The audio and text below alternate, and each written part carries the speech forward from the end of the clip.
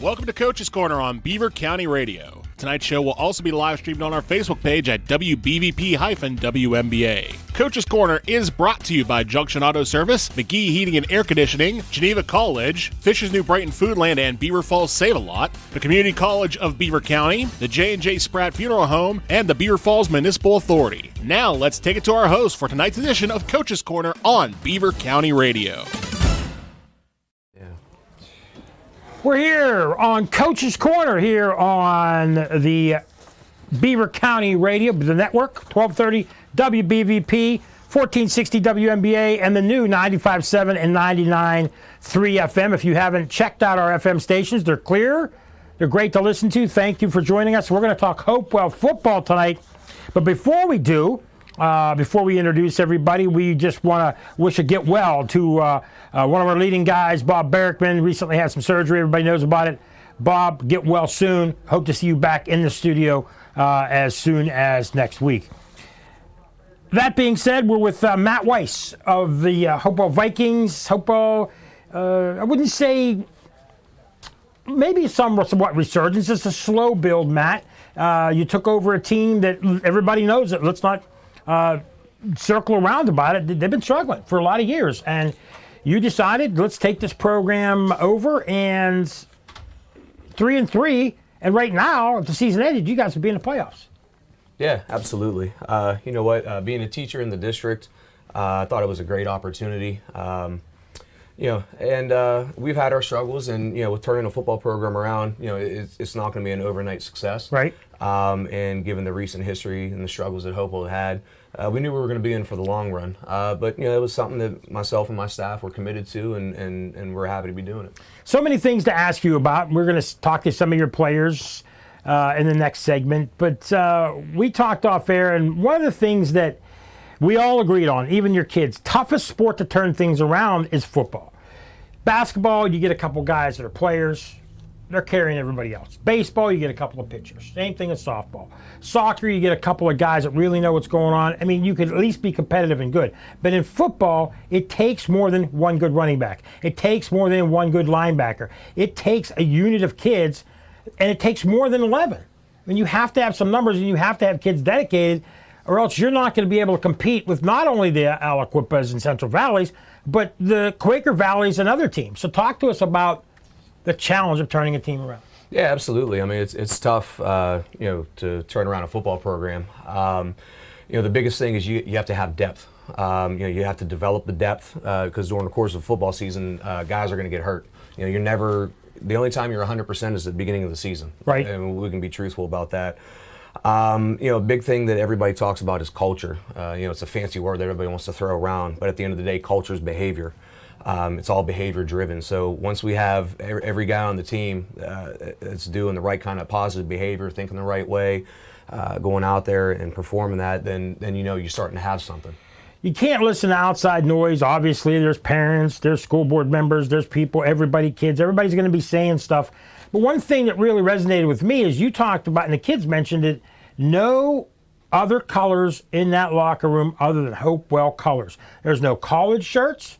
There's no other high school shirts. There's no termite shirts. There's nothing. It's all Hopewell colors. Talk to us about that. Yeah, absolutely. I mean, it's just a simple thing. It's no hiding it with the players on my team. I'm a huge Ohio State fan and going out there for their coaches' clinics and everything that they do out there. But that's one thing that stuck with me early on going out there is, even as coming in as visiting coaches, they don't want you wearing anything but Ohio State colors in their facilities. I'm like, you know what, that sounds pretty good because, when I first took over, you'd see Aliquippa shirts, you'd see Central Valley shirts, and then numerous college shirts. I'm like, this is Hopewell. Let's get some pride in Hopewell. So that's our thing. We only wear Hopewell shirts and Hopewell colors. Other than that, you turn it inside out or you find something else from one of your friends. John? Matt, how gratifying has it been? You're 3-4. You've won 3 games, and I know wins have been hard to come by at Hopewell the last few years. And you put the work in, not only the coaches, but the players and everybody, and finally start to get rewarded to be able to walk off the field feeling good about yourself with some W's in the win column there. Yeah, the biggest thing is, I feel great for the kids. Especially our group of seniors. The seniors have been with us the longest. They've been with us these 4 years, and it's nice to see that to start to finally pay off. And just for all the kids on the team, at the end of the day, the coaches, we're just coaches. We put together the game plans, and it's up to them to execute. And they've been executing, they've been finding success, and they've been doing that. And that's, at the end of the day, we feel the best for our kids. Your season started off rough. Southside beat you 40-0, but it turns out I think Southside's probably a little bit better than people thought they were going to be when the season began. It's an awful rough way to start the season, but your kids hung in there, and you've won some games, and you've really got your season on track since opening night. What do you attribute that to for them to hang in there like that after a tough loss? You know what? I attribute it to our kids just sticking to the plan. Knowing the course of a season. We learned a lot of lessons. We have an extremely young football team. And for that first game, with a lot of new faces in starting roles, they didn't understand the flow of a game, and I thought a lot of our kids were too emotionally invested in that game, being that it's literally a backyard rivalry. They didn't know how to handle it, And credit to Southside, they're a phenomenal football team, and they would be making some noise in Double A if they were still in Double A as well. But you know what? We stuck to the plan. We didn't get discouraged, and we just came to work the next week. One of the things that other coaches that have had struggling programs have said is the toughest thing to turn around is attitude, and when things go bad in the game, and learning how to win. When you get a group of kids that have never won, and one thing goes bad, and you're hanging in with the team, and then one thing goes bad, and all of a sudden the whole team's emotion just goes down, and it's impossible to get back. How do you change attitude, and how do you change kids to learn that things are going to go wrong in football? Mm-hmm. It doesn't matter. Even the teams that are winning make mistakes. Mm-hmm. How do you get the kids to understand that kind of stuff? For sure. The one thing that we try to do is in the off season. We try to put them in tough situations in the off season. And if you try to get them to face adversity in the weight room, whether that's changing a workout in the middle of the workout, making them do something tough. Going out and running in the cold, doing the steps around the whole Hopewell campus, different things like that. We're trying to put adversity, in our kids early, and we do that starting in the off season. We do that all summer long. Going with a learning lesson, we bounced back from Southside and we beat New Brighton pretty handily, and then we come back and we have Avonworth. We were riding pretty high after that. You end 600 plus days of not having a win. And you get that, and you're riding pretty high. The maturity of our team wasn't there yet, so we had to learn how to take a victory and then prepare for the next week. We didn't have a good week of practice, and we lost the next week. But then we followed that up, and we've been stringing that together. So it's just been a maturation process this season, and it's just been a learning process the whole way. Now, I know when I met you last year, and I believe I did the game against Montour. And I talked to you then before the game, and a lot of times when you talk to coaches that are just taking teams over, they say the right things. They give it 2 or 3 years. But you told me then, I remember this, and it stuck with me. You said, "No, I'm here. I'm here. I'm in the school district already. This is something I thought long and hard about. You didn't just take this job willy-nilly. Oh, well, nobody else wanted it. You really wanted this." Mm-hmm. Talk to me about that. Yeah. I still stand on that. I'm not going anywhere. I have no interest in any other jobs. People ask all the time, what happens when Gene Matsuck retires? Are you going to go back to Rochester? No, I'm good. I have my time, and that's a fantastic program that Gene runs over there. But I'm a Hopewell guy now, and I'm committed to the student athletes of Hopewell, and I'm not going anywhere. Like a lot of programs, Hopewell's had some really high points in its history and some really low points. But you look at you have 2 really alumnus players that stand out, and your stadium's named after a Heisman Trophy winner. And Paul Leslie was a All-Pro linebacker for the Buffalo Bills and the Jacksonville Jaguars. And I realized that was a few years ago, and obviously your players didn't see either one of those guys play, except maybe on film clips or something. Right. But how can you kind of maybe take some of that as a point of pride and say, hey, this is the same program that's produced two, like a Heisman Trophy winner and an All-American? Yeah, the one cool thing, when I first took over, is down our middle hallway when you come in our field house. There's pictures of the championship teams, especially the 02 team. And then there's pictures of all of the alumni that have come through the program that are, of note, like you said, with Tony and Paul, and all their pictures are hanging on the wall right there. So the kids, they walk by it every single day. They see it. When I first took over, there was stuff piled in the hallways, and you couldn't see anything. And it's like, this is a proud football program. Like, so we clear that out. We make sure that hallway is clear so that our kids see that every day that they walk in. And a cool thing, at our Hall of Fame game this year, Tony spoke to the team before the game. Oh, wow. I gave his pregame speech, and I'm happy I did it before Tony came on, because how do you pass up a Heisman winner, in Tony Dorsett? Like, that's crazy. We have a giant picture when he was on the cover of Sports Illustrated from Pitt on our wall. I'm like, guys, that's the guy that's on there. Like, so that was a pretty neat experience for all these kids. Listen, even for myself, I tried to take my phone out and take a picture. I keep my phone in the coach's office. I was too late. He was jumping around. The kids loved it. I mean, that gave him some extra juice for that game. So that leads into what I was going to ask as far as alumni. A lot of the winning programs, we see this when we go to Aliquippa. Every week there's somebody from one of their championship teams. Or are you trying to find, like the Paul Bloods Leslies, or any kids that had success there, and bring them back and have people come back and speak to the kids, or kind of let them know about Hopewell football and what it used to be? You know what, the biggest thing in regards to that is, I don't want to go out reaching. I want those guys to come back on their own, to see the work that we're doing is, we're really here, we're invested for the kids. And we want the community to get back into it. And slowly, you've seen with our games this year, a lot of community involvement, more fans at the games. We just had a fall sports pep rally after our homecoming parade last week. The stadium was filled just as much for that as it would be for our football games. So we're starting to do things like that, and when the alumni feel comfortable, they'll come back, and when they do, we're going to welcome you with open arms, because you're Hopewell alumni and we care about you.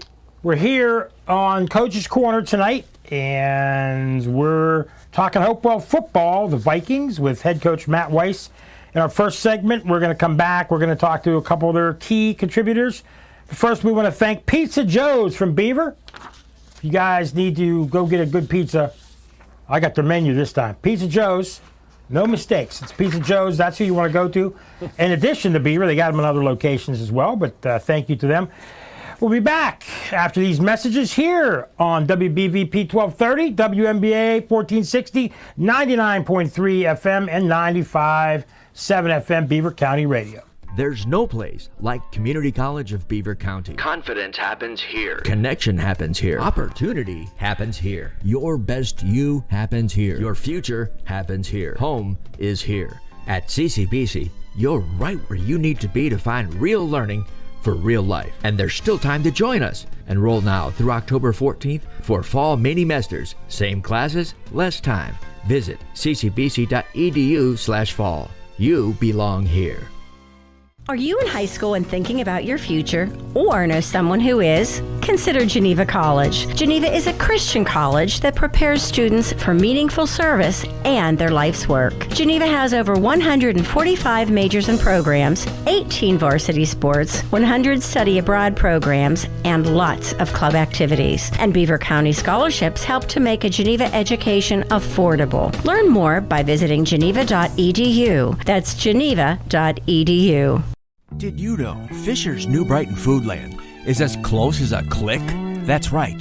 If you're watching or listening to this broadcast online, open up a new window and click GroceryStoreNewBrighton.com and start shopping right now. Fill your grocery order from New Brighton Foodland and follow Beaver County High School football all at the same time. What could be better? Fill your shopping cart up without ever leaving the sidelines. Visit GroceryStoreNewBrighton.com.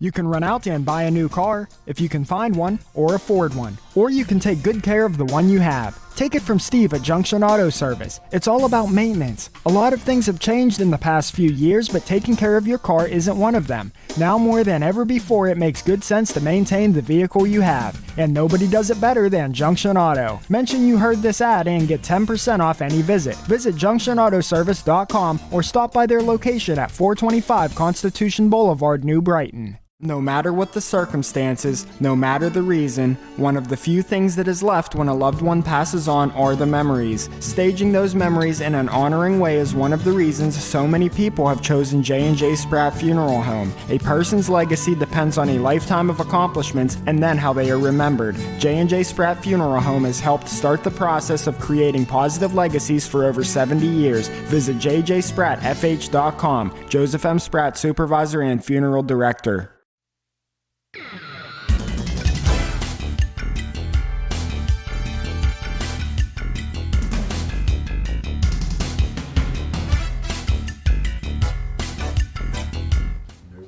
We're back on Coach's Corner.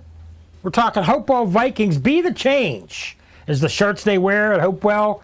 And part of being the change is a couple of young men that play for the Hopewell Vikings. And we introduce Lawrence Casanzali. Casanzali.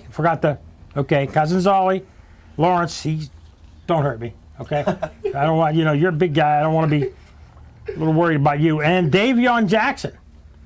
Along with John Parada, I'm Mike Gazadian. Thank you for joining us here on Coach's Corner on a beautiful fall Wednesday night. And let's talk about Hopewell, guys. Lawrence, we'll start with you. You told me second year for you, and you're a defensive end, tight end. You joined the program as a junior. What made you decide to come out for football? Well, originally it was sophomore year, but I just kicked. I really just had like a good leg and I wanted to kick the ball, so I just came out and kicked. But when I was in the locker room, I would notice how, guys were just so hype and it was a different atmosphere, different environment within the locker room. Coaches coached different. It was just like a whole different system in the soccer field. And obviously it's a violent sport and I like that. Okay. It matched me because I was always a physical player on the soccer field, so I really just fell in love with I can't imagine you on a soccer field and coming down and someone having to check you or try to get a ball away from you. Have you always been a big guy like this, playing soccer? Or did you, obviously playing football, you probably lifted and gained some weights, but I can't imagine playing soccer against you. Guys that have to be moving out of your way. Yeah, like you said, I was like a lot skinnier and like not as big, but I've always been like I've always been tall. Like I was probably like 6'1" when I played. So playing football, you come out for the Vikings, you knew that Hopewell had struggled for years. You knew there was a new coach. Mm-hmm. You'd seen new coaches before. What's different about Coach Matt? What's different about how he does things versus the way other people have? He just coaches us hard. He doesn't just coach the coach. He's not just there trying to like not get blown out. He's there actually trying to win games and turn stuff around. He's trying to direct us in the right direction. He really just wants us to be good, strive, be great. You can definitely tell he really wants us to be good and doesn't just want to, get by. He puts a lot of work into the program. Davion Jackson, let's bring you in there. You're running back, strong safety. This is your first year playing for the team. So this is a good sign that Coach and are getting to, kids are coming out. And Coach said he doesn't chase players. So I think guys like you and Lawrence are seeing that other kids are having positive things happen to them for football. What made you decide to come out for football? Honestly, Sonny, he asked me to come play, and I was like, I'm not doing anything else, so why not? And it was off season for basketball, so I was like, I might as well just come out and play, have fun.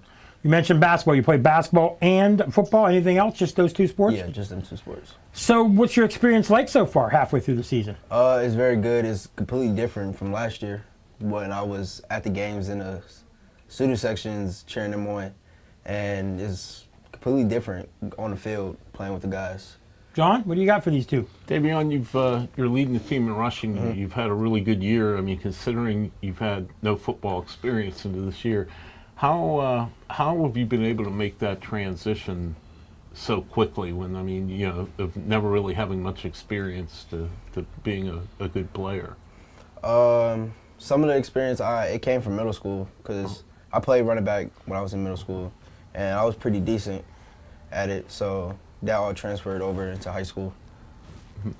So Sonny, I want to ask you too. Is there anything from soccer that translates to football, or is it just a completely 100% different sport? It's a different game. Like it's just it's night and day. It's just totally different. Like it's in soccer you don't have design plays. You really just have like strategy and different lineups and personnel and stuff like that. It's the same, I guess, but it's a completely different game. And the thing I want to ask both of you is, I mean, we talked to Coach Weiss about Tony Dorsett coming to speak to you guys, and it's not every day a Heisman Trophy winner or Pro Football Hall of Famer shows up in somebody's locker room to give a speech. What was that like for you guys to have that moment with somebody that famous from your own high school? It was an honor, actually, and it's funny because that's my uncle, and he didn't realize it until my dad told me that I played football. So it was a good experience meeting him because I actually haven't met him. Mm-hmm. When I was a kid, when I got older, I knew that he was my uncle because my grandma told me, and she told me that he played in the NFL, and it was just exciting seeing him there telling us a speech and cheering us on at the game. It was definitely surreal, like, because you always hear, like, Tony Dorsett Stadium, Tony Dorsett did, see him on the wall and stuff, but it's like, to actually see him in the flesh and, like, come in and actually, like, talk to us and actually hang around, like, the whole game, you know what I mean? Not just, like, dip after pregame and whatever. I mean, he definitely shows that he cares, and it was just real nice. I think he got the whole team hyped up before the game, and everyone was like, oh, now, y'all know we definitely can't go down bad with it. The team here watching, So it was definitely surreal, I would say. Guys, talk to us about, we'll switch gears just a little bit. Talk to us about the kids in school. You guys, I'm sure when you guys were freshmen or before, you hear the talk. Kids nowadays, they don't want to come out for sports when they're not winning. They don't want to be a part of things like that. They don't want to work hard. I'm sure you guys have friends that just want to sit around and not do anything. When you went out for football and you guys are out for football, has the attitude changed with the kids now that now you guys are starting to win? They're starting to see how hard you guys work. Attitude starting to change with the culture at Hopewell? Mm-hmm. The culture within the team, yes, but the outsiders are going to talk regardless. Right, but I mean, kids in the school, your friends, your peers.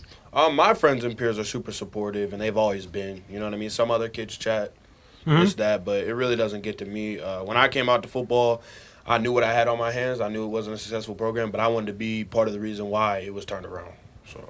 Yeah. Same as what Sonny said. The outsiders will talk, and we just try to not let that get to our head and just trust the process. Coming into football when Hopewell really wasn't winning anything in the past years, and just coming out and being the reason why we're winning is a good experience.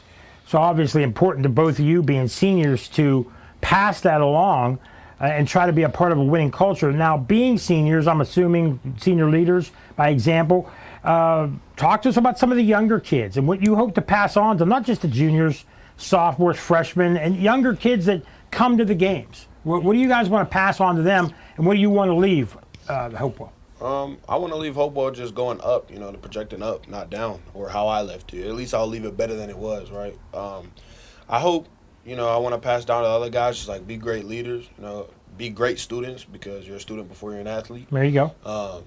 Just lead by example. Don't give in to all the toxic stuff, be a cancer. Just lead by example. Don't let the talk get to you. Just stay strong mentally. Davion, same thing. Yeah, same thing. You just gotta just be yourself, honestly. Okay. You're more of a quiet leader, I'm guessing. It's okay. I don't really talk. So I let the senior leaders do that. It's okay, because on Fridays, he's the man speaking for himself. The kids follow you, what you do. Uh-huh. John, what do you got for these two? I was going to ask you, you've won 3 games this year, and I know last year was a tough year. I know you weren't there, Davey, on 4, but you were in the stands and you saw what happened. And how gratifying is it to finally have your hard work pay off with some wins and even position yourself where if you win these last couple games, you'll go to the playoffs? I mean, how good does that feel to, like, hey, we put all this hard work in and now we're seeing some results? It's real good, actually. We've been working very, very hard to get to this position, and we're really not entitled to anything. We haven't won a state championship. We even in playoffs yet. And just winning games, that just shows that anything's possible. Yeah, we're definitely still hungry. I mean, it's nice to see us win, right? But we're far from finished, far from done. We know what we can do.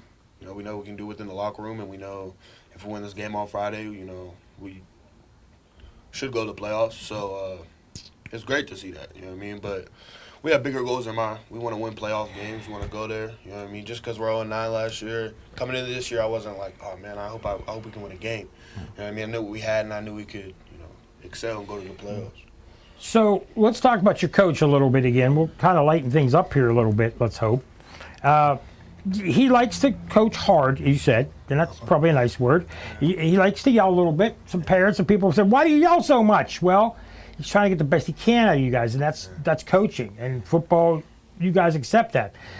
Against Quaker Valley, he took a penalty. He lost his mind a little bit. Talk to us about when he gets into it. Talk to us about how emphatic he is and how exuberant he is. Give us some examples and talk to us about his enthusiasm. He gets like real mad. He'll start screaming and stuff. But hey, that's when we know like, oh snap, we gotta pay attention. We better get it together. Is he throwing over any lunch tables and throwing over tables? Headset. Slam his headset. He's thrown the headset. Yeah, headset. Has he broken anything? Has he broken clipboards? Anything like that? No. I've seen coaches do that. Yeah, I've seen coaches do that too, but he hasn't broken anything, which is wow. Yeah, but maybe this is gonna.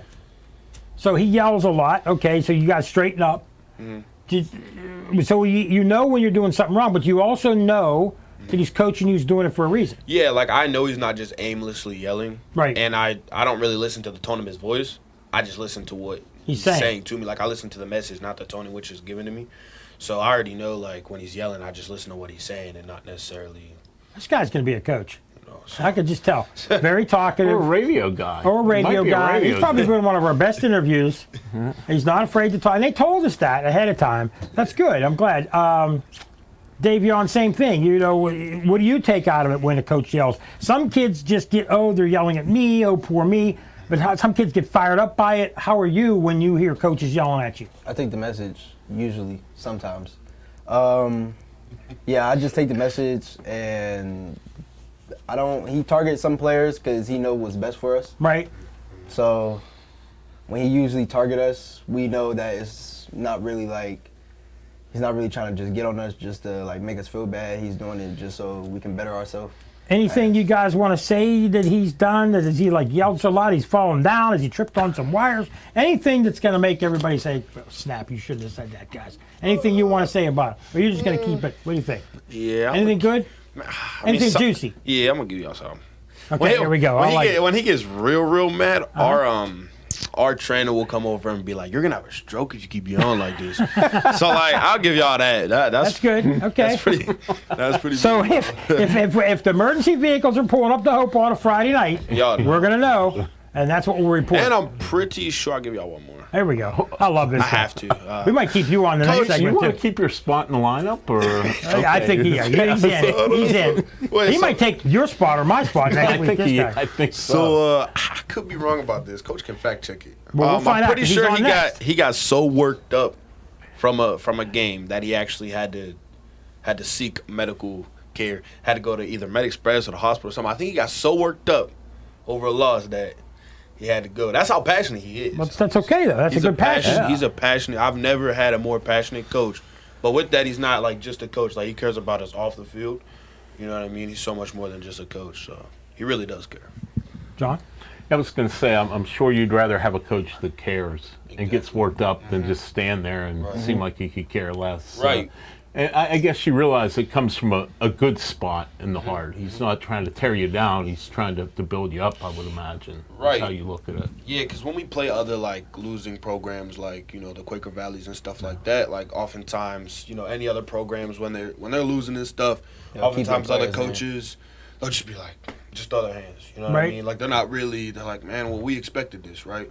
But our coach, like, he's not expecting a loss going into the week. He's expecting to win no matter if we're playing Central Valley, Avonworth, or if it is a team like New Brighton or Quaker Valley, which we're capable of, beating. So. Well, that is segment 2. A lot to chew on. here on the Coach's Corner. I want to remind everybody once again, Pizza Joe's. Mike, is there anything good to eat on that menu? They've got specialty pizzas. You can get gluten-free and cauliflower pizza if you want. Cauliflower The Pizza Joe's in Beaver, and we want to thank them for the pizza. These guys had some. Coach had some. John and me will have some later.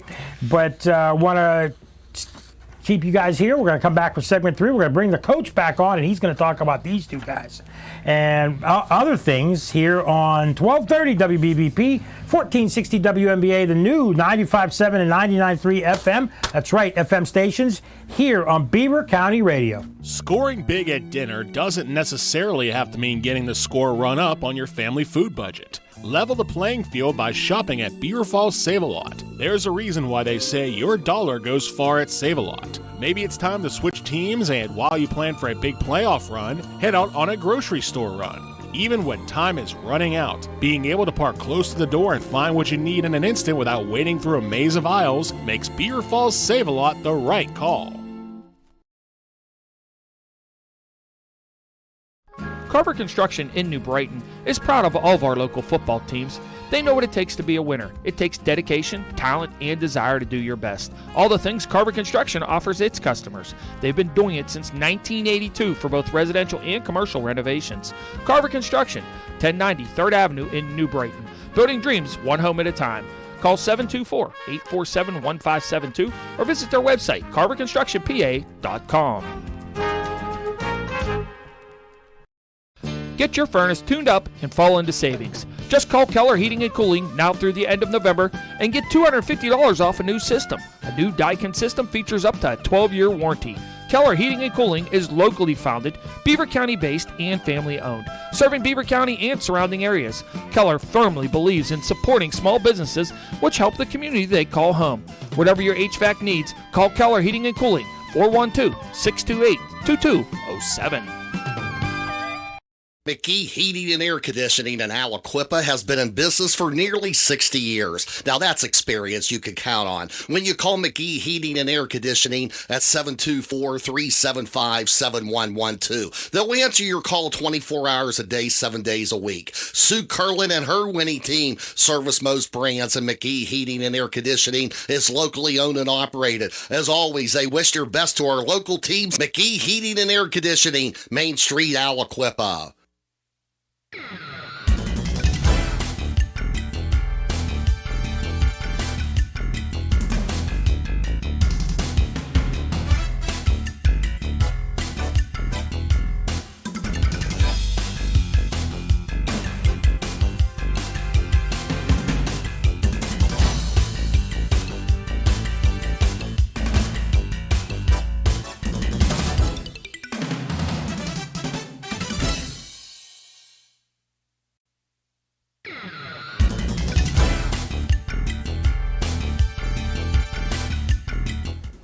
Back on the Coach's Corner, third segment. We're a little past halfway mark here. We're talking Hopewell, the Vikings with the head coach, Matt Weiss. Matt, we talked about the team a little bit. Let's talk about your background. We know from you talking, you're from Rochester. You played at Rochester. You coached at Rochester. You grew up in a winning environment. Talk about your experience at Rochester when you were a kid. Yeah, from a young age, being in Rochester, I lived a few blocks from the football stadium, and every Friday night with the lights would shine on my house and my neighbors' houses, and you knew what you were doing. You're going over to the game. You're going to watch the Rams play. Growing up in a winning environment like that, it just made you hungry. That you wanted to be like the guys that you're watching on Friday nights. And then eventually, when I started playing, it was all right. Well, we don't want to be the team that doesn't win at Rochester, because that's not what we do. We win. I had a fantastic time playing. I had an even better time coaching with Gene whenever I was done. I learned so much from Gene. He was darn near a father figure to me for all those years. Molding me as a football coach. I took a lot of lessons from him. A lot of those lessons, is what I'm trying to teach here at Hopewell. Like we said, I don't wear any more Rochester gear anymore. I consider myself, I'm a Hopewell guy now. I don't like to talk to the kids about my playing days because they don't care, and that was ages ago. And I know they don't want to talk about Rochester because this is Hopewell. But what we do is we take those lessons and we tailor them to how they can mold our kids at Hopewell, and those are the positives that I can take from that. After Rochester, obviously you're a teacher now at Hopewell, but what did you do after Rochester? Where'd you go to college? What did you do? I went to Cal U. Okay. I played at Cal U. I was part of a successful line of championship teams down there. We went to the national semifinals back-to-back years. So I had some success at Cal. Played mostly on special teams. Got out there a few times on the field, but at that point in college, I knew I wanted to coach. So it was more than just playing. I would watch the coaches, see what they're teaching, and you take a lot of lessons from that. And as soon as I was done, graduated from Cal, I asked Gene, like, "Hey, can I coach?" And he took a chance on me. When you took the Hopewell job, what were your main goals? Is getting a staff? Obviously, it's not just you. What do you have? 6, 7, 8, 9 coaches, programs? You had to have in your mind different guys, different players. How'd you go about getting a staff and getting guys that were going to not just listen to everything you say, but challenge you, help you? Because it's not all just the head coach. Right. I was looking for guys that had football background, but the big thing is, I want guys that are teachers. Guys that are able to connect with the students, student athletes, and teach the game of football. It's one thing to know X's and O's. It's a whole different animal to be a teacher of the game, and that's what I look for. And my coaches will be, the first to tell you, it's not a dictatorship. I have a real big hands-off approach. I hire guys.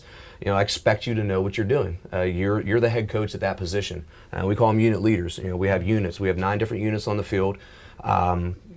And we have a coach in charge of that position. I don't coach a position until this year. I took over tight ends a little bit, but I don't.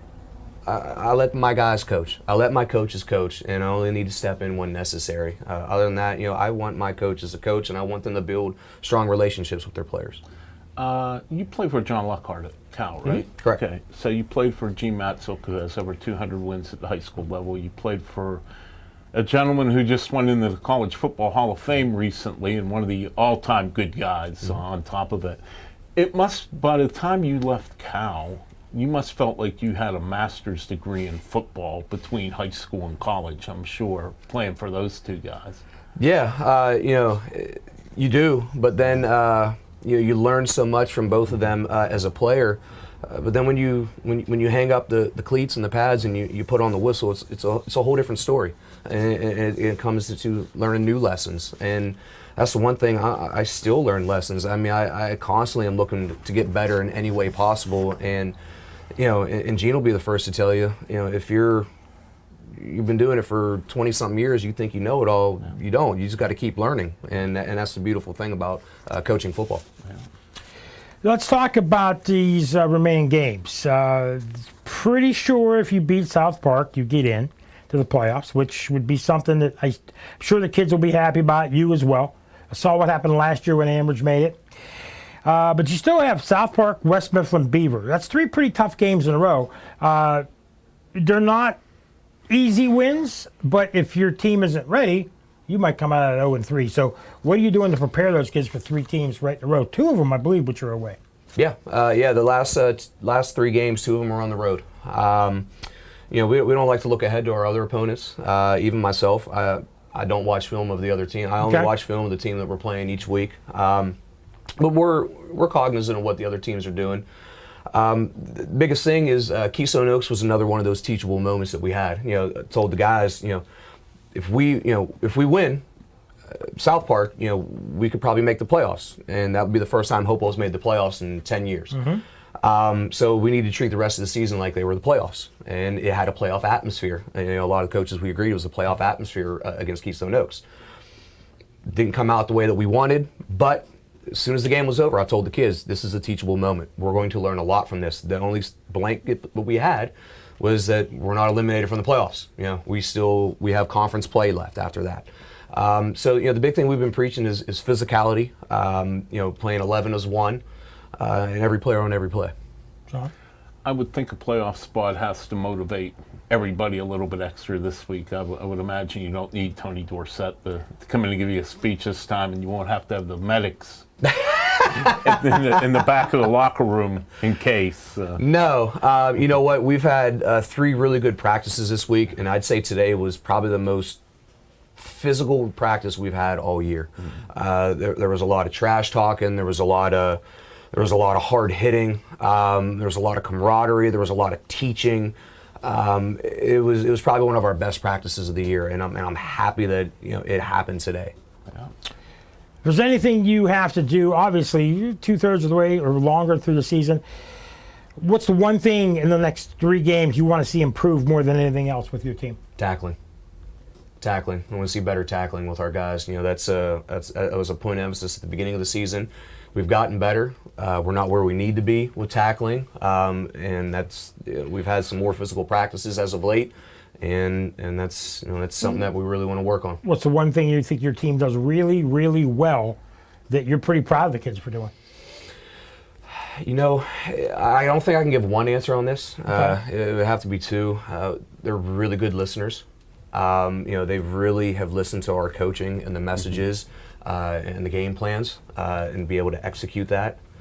Another thing that I like this year that we didn't have last year is just physicality. Okay. We're a much more physical football team. So after you play Hopewell, you've played Hopewell. Well, that's segment 3. Matt Weiss twice, the kids, and we're going to come back for segment 4. Me and John will go around the county, talk to you about what to expect this week.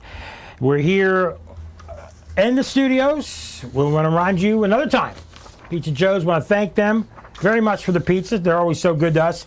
And we'll be back after these messages here on 1230 WBVP, 1460 WNBA, the new 95.7 and 99.3 FM Beaver County Radio. Are you in high school and thinking about your future, or know someone who is? Consider Geneva College. Geneva is a Christian college that prepares students for meaningful service and their life's work. Geneva has over 145 majors and programs, 18 varsity sports, 100 study abroad programs, and lots of club activities. And Beaver County scholarships help to make a Geneva education affordable. Learn more by visiting geneva.edu. That's geneva.edu.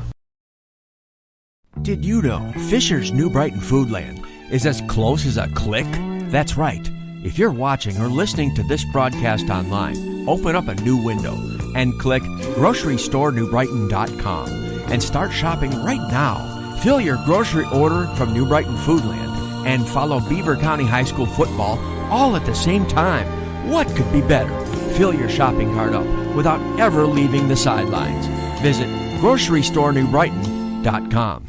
You can run out and buy a new car if you can find one or afford one. Or you can take good care of the one you have. Take it from Steve at Junction Auto Service. It's all about maintenance. A lot of things have changed in the past few years, but taking care of your car isn't one of them. Now more than ever before, it makes good sense to maintain the vehicle you have. And nobody does it better than Junction Auto. Mention you heard this ad and get 10% off any visit. Visit junctionautoservice.com or stop by their location at 425 Constitution Boulevard, New Brighton. McGee Heating and Air Conditioning in Aliquippa has been in business for nearly 60 years. Now that's experience you can count on when you call McGee Heating and Air Conditioning at 724-375-7112. They'll answer your call 24 hours a day, 7 days a week. Sue Curlin and her winning team service most brands, and McGee Heating and Air Conditioning is locally owned and operated. As always, they wish their best to our local teams. McGee Heating and Air Conditioning, Main Street, Aliquippa. No matter what the circumstances, no matter the reason, one of the few things that is left when a loved one passes on are the memories. Staging those memories in an honoring way is one of the reasons so many people have chosen J&J Spratt Funeral Home. A person's legacy depends on a lifetime of accomplishments and then how they are remembered. J&J Spratt Funeral Home has helped start the process of creating positive legacies for over 70 years. Visit jjsprattfh.com. Joseph M. Spratt, Supervisor and Funeral Director.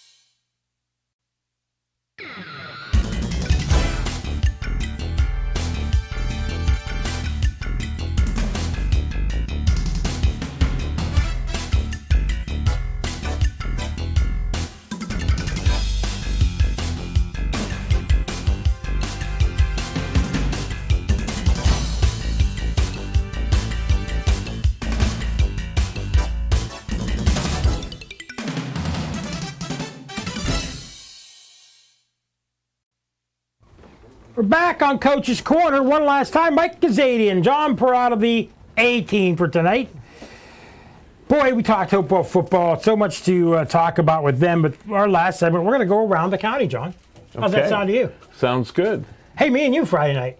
Me and you. Again. Subbing for the ill Bob Barrick. How about that? I know Bob will be listening, though. I know he'll be out you know there what? listening. I mean, I know he's listening right now. Bob, get well. And I know, I hope I didn't make any mistakes. I don't think I did yet. But let's go 5A. We got Moon struggling. They lost 20-some seniors, 0-7 against Bethel Park. It looks like an easy win for Bethel Park, but Moon just trying to get through the year, John. Yeah, it's tough. You go from making WPIAL championship one year and then losing 21 of your 22 starters. And that's just hard. It's nearly impossible, especially at the 5A level. Yeah, it's a big rebuilding year, but I know they will be back eventually.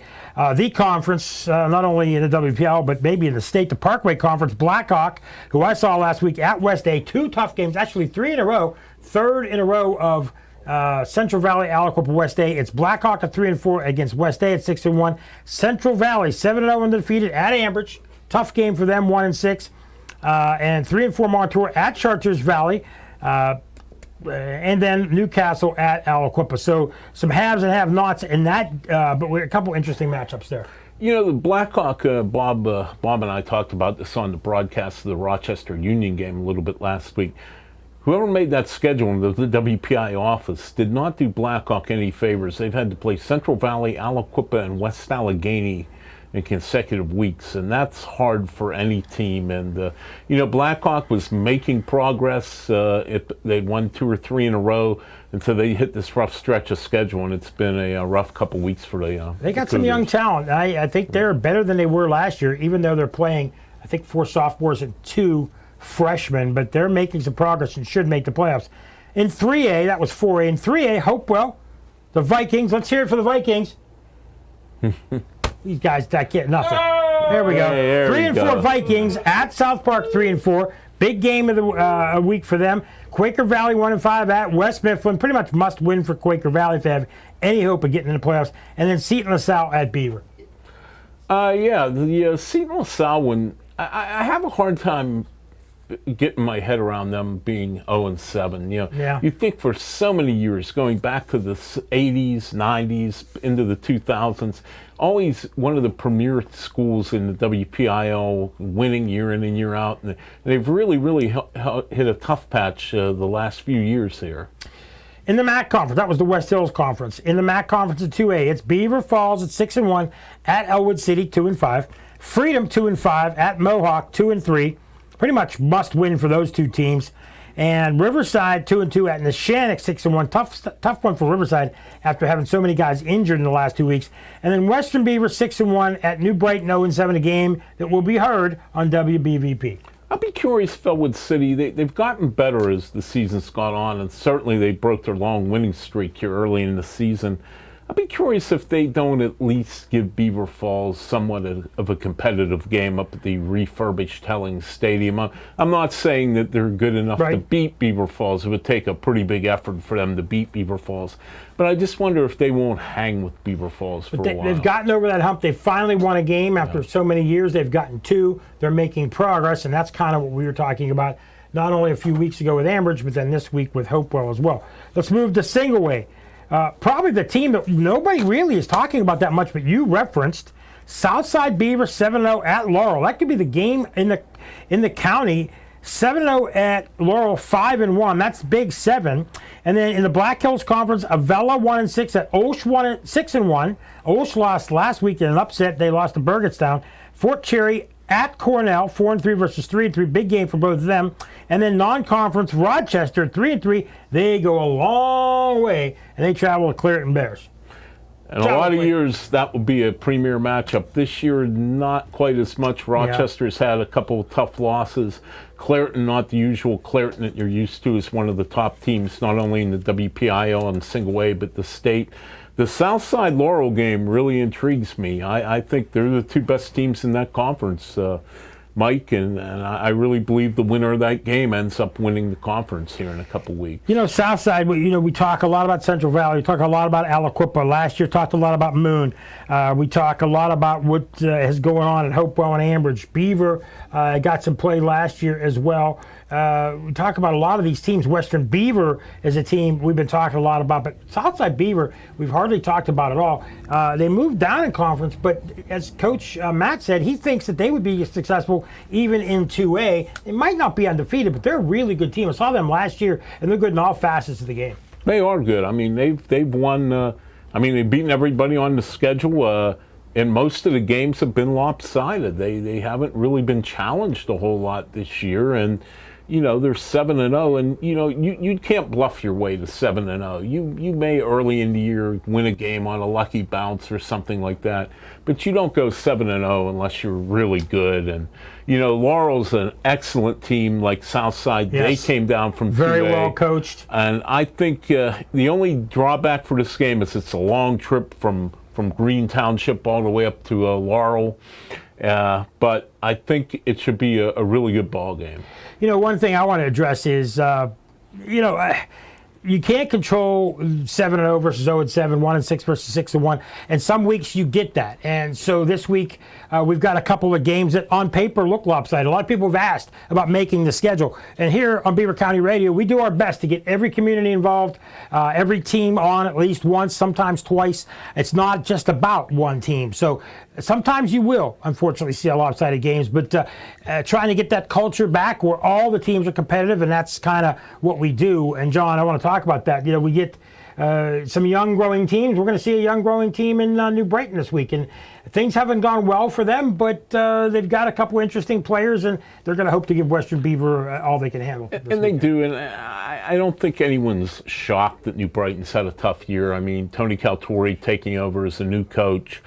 Most of their key players graduated last year, the team that went to the playoffs, so it's kind of a rebuilding job at New Brighton this year. But the one thing that has to be encouraging is, they really were losing some lopsided games early in the season, and they've seemed to close the gap on some teams, and to me, that's a sign of a team getting better. Well, that's going to be about it. I want to thank our guests. We're going to thank Davion Jackson. Let me see if I can get Lawrence Kazanzale. There we go. Got it right that time. Head coach Matt Weiss, all from Hopewell. Thanks to John Parada, my partner. Thanks to Curtis Walsh, our producer. And you've heard it all here on 1230 WBVP, 1460 WNBA, 95.7 FM, 99.3 FM. Go Vikings!